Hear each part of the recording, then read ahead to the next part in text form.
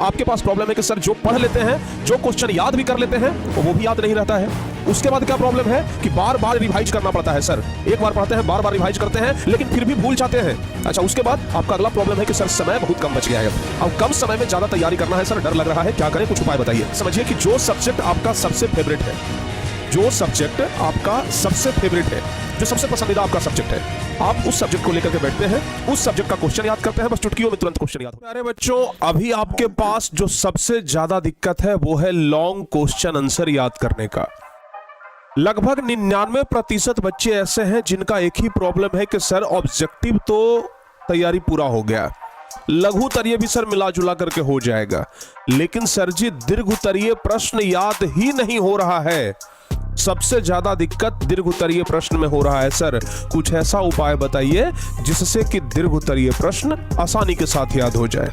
अच्छा, सिर्फ यही प्रॉब्लम नहीं है, इसके अलावा आपके पास और क्या प्रॉब्लम है? आपके पास प्रॉब्लम है कि सर जो पढ़ लेते हैं, जो क्वेश्चन याद भी कर लेते हैं, वो भी याद नहीं रहता है। उसके बाद क्या प्रॉब्लम है कि बार बार रिवाइज करना पड़ता है। सर एक बार पढ़ते हैं, बार बार रिवाइज करते हैं, लेकिन फिर भी भूल जाते हैं। अच्छा, उसके बाद आपका अगला प्रॉब्लम है कि सर समय बहुत कम बच गया है, अब कम समय में ज्यादा तैयारी करना है सर, डर लग रहा है, क्या करें, कुछ उपाय बताइए। तो बाबू कुल मिलाकर के आपके पास अभी समस्याओं का भंडार है, जो कुल मिलाकर के लॉन्ग आंसर क्वेश्चन पे आकर के रुका हुआ है।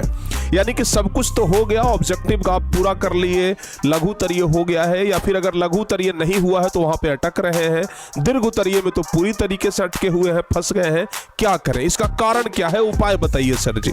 बहुत सारे बच्चे ये हमसे पूछते हैं। देखिए बाबू, जब हम 10वीं क्लास का एग्जाम दे रहे थे, अपने ऊपर आपको बताते हैं, जब अपना एकदम रियल एग्जाम्पल आपको देते हैं, जब हम 10वीं क्लास का एग्जाम दे रहे थे तो सेम टू सेम प्रॉब्लम हमारे साथ भी होता था, लेकिन उस समय हमारे साथ ये दिक्कत था कि जैसे हम आपके बड़े भाई होकर के अभी हम आपको समझा रहे हैं, हमें उस समय समझाने वाला कोई नहीं था। अगर उस समय हमारे जैसे कोई हमसे बड़े लोग होते ना, और अगर जो बात अभी हम आपको समझा रहे हैं अगर वो हमें समझा देते, तो यकीन मानिए हम बहुत बढ़िया नंबर लाते, जितना भी आया है उसमें तो कुछ ना कुछ इंक्रीज जरूर होता। तो बाबू आज हम आपको जो बात बताने जा रहे हैं उसको समझिएगा बड़े ध्यान से कि आखिर मामला अटक कहां रहा है, आखिर आपको सब कुछ याद हो रहा है, लॉन्ग क्वेश्चन में आप क्यों फंस रहे हैं, या फिर किसी एक सब्जेक्ट के लॉन्ग क्वेश्चन में क्यों फंस रहे हैं। कुछ सब्जेक्ट का आपको लॉन्ग क्वेश्चन याद हो जा रहा है, कुछ सब्जेक्ट का लॉन्ग क्वेश्चन आपको याद नहीं हो रहा है, इसका कारण क्या है? देखिए, हम आपको शॉर्टकट में 2 कारण बताएंगे और 2 कारण की वजह से आपको समझ में आ जाएगा कि आखिर दिक्कत कहां पर है। सबसे पहली बात, जो सब्जेक्ट आपका फेवरेट है, समझिएगा ध्यान से। बहुत सारे बच्चे को लगता है ना कि हमारा दिमाग कमजोर है, हमारा यादाश्त कमजोर है, याद करते हैं तुरंत भूल जाते हैं, वो अपने यादाश्त को दोष दे देते हैं। आप सबसे पहले ये समझिए कि जो सब्जेक्ट आपका सबसे फेवरेट है, जो सब्जेक्ट आपका सबसे फेवरेट है, जो सबसे पसंदीदा आपका सब्जेक्ट है, आप उस सब्जेक्ट को लेकर के बैठते हैं, उस सब्जेक्ट का क्वेश्चन याद करते हैं, बस चुटकियों में तुरंत क्वेश्चन याद हो जाता है। लेकिन जो सब्जेक्ट आपका फेवरेट नहीं है, जिस सब्जेक्ट से आपको डर लगता है, जब आप उस सब्जेक्ट को लेकर के बैठते हैं तो वो आपको परेशान करता है, वो आपको याद नहीं होता है। आपको क्या लग रहा है? ये बातें सुनने के बाद आपको क्या लगा? दिक्कत आपके दिमाग में है या फिर दिक्कत सब्जेक्ट से है? बाबू, जब आपके दिमाग में दिक्कत होता तो फिर वो भी याद नहीं होता जो आपका फेवरेट है, लेकिन वो तो याद हो जा रहा है। याद कौन नहीं हो रहा है? तो जो सब्जेक्ट हमारा फेवरेट नहीं है वो हमें याद नहीं हो रहा है। यानी कि दिक्कत दिमाग में नहीं, दिक्कत सब्जेक्ट में है कि आपने एक को फेवरेट बना लिया, दूसरे को फेवरेट नहीं बनाया, दूसरे से कहीं ना कहीं नफरत करते हैं, एक को पसंद कर रहे हैं, एक को नफरत कर रहे हैं। तो जिससे आप नफरत करेंगे वो तो आपसे नारुष्ट हो ही जाएगा ना, वो तो आपसे रूठ जाएगा ना। तो वही बात हो रहा है आपके साथ। तो इसलिए आप एक विद्यार्थी हैं, सिलेबस के लिए आप एक राजा हैं, और राजा का ध्यान हर एक प्रजा के ऊपर एकदम बराबर होता है। राजा का ध्यान हर एक प्रजा के ऊपर बराबर होनी चाहिए, लेकिन आपने क्या किया?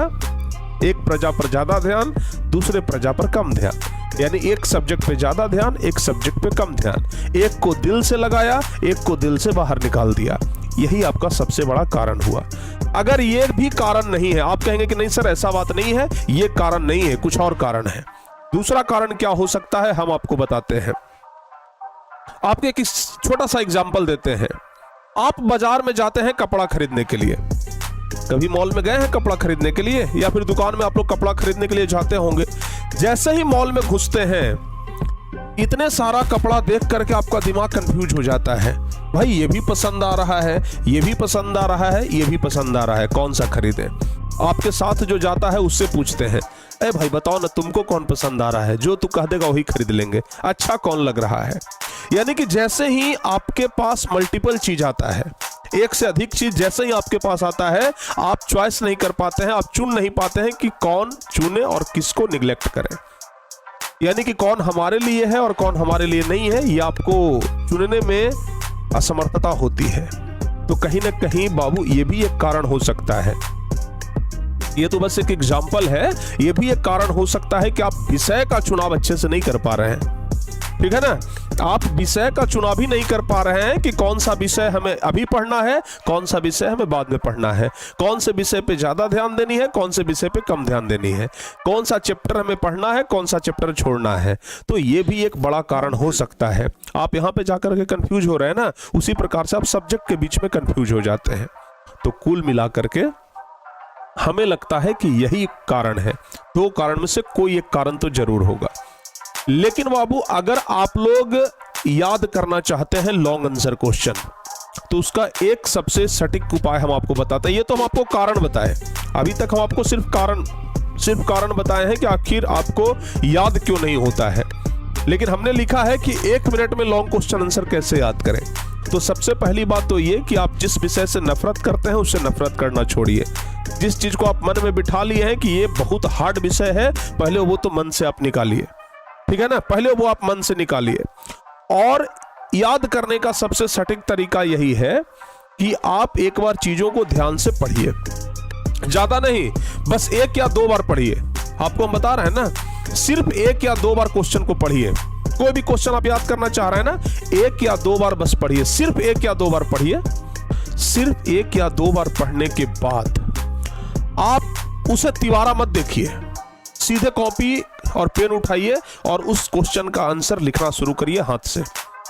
एक बात यकीन मानिए, जब तक आप लिखेंगे नहीं तब तक आप भूलते रहेंगे।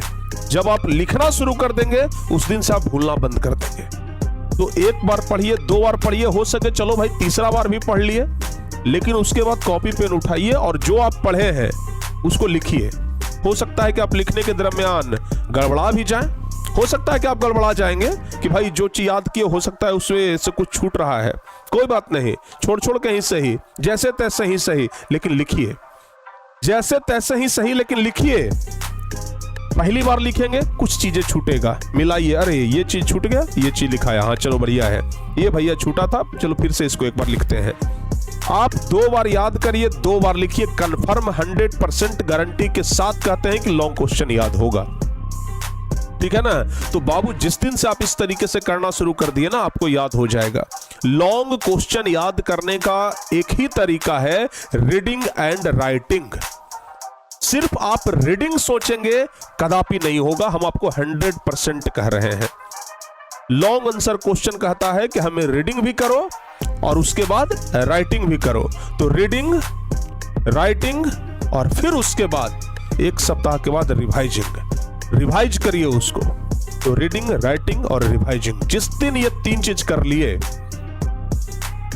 यकीन मानिए आपको लॉन्ग आंसर क्वेश्चन याद हो जाएगा, फिर आपको डर ही नहीं लगेगा। और अगर आप ये नहीं करते हैं, अगर आपको लिखना बड़ा हार्ड काम लगता है, अगर आपको लगता है कि लिखने वाला काम हमसे नहीं होगा, तो फिर सबसे अच्छा है आप परीक्षा ही ना दीजिए। अगर लिखने वाला काम आपसे नहीं होगा तो फिर परीक्षा ही ना दीजिए ना। सबसे सिंपल तो यही है, क्योंकि लिखना तो पड़ेगा, ठीक है ना। परीक्षा अगर देना है तो लिखना पड़ेगा, अगर नहीं लिखना चाह रहे हैं तो परीक्षा ही ना दीजिए, या फिर देंगे तो फिर बढ़िया नंबर नहीं आएगा। तो इसलिए रीडिंग एंड राइटिंग साथ लेकर के चलिए। अगर जिस दिन ये लेकर के चले, यकीन मानिए लॉन्ग आंसर का बाप भी आ जाएगा, आप उसे पूरा कंठस्थ कर लेंगे। तो उम्मीद करते हैं कि आज से आप लोग रीडिंग एंड राइटिंग रूल्स को फॉलो करेंगे, और अगर आप इस रूल्स को फॉलो करें और अगर आपको फायदा हो तो आप जरूर हमें कमेंट करके बताएं कि हाँ सर जी फायदा हो रहा है। और अगर आपको ये फॉर्मूला बेहतर लगा हो, ये वीडियो आपको बेहतर लगा हो, तो इस वीडियो के नीचे कमेंट करिए कि सर जी ये वीडियो हमें बहुत अच्छा लगा, इंप्रेसिव वीडियो था और सचमुच में आपने जो कारण बताया वही कारण है, या फिर कोई और कारण है, कोई और कारण है तो वो कारण भी हमें मेंशन करें। अगर होगा तो हम उस कारण पर भी विचार करके आपको बताएंगे। चलिए, दिल की गहराइयों से आप सभी लोगों का धन्यवाद कि आपने शुरू से लेकर के अंत तक इस वीडियो को देखा। मिलते हैं किसी और वीडियो में, तब तक के लिए बच्चों जय हिंद, धन्यवाद।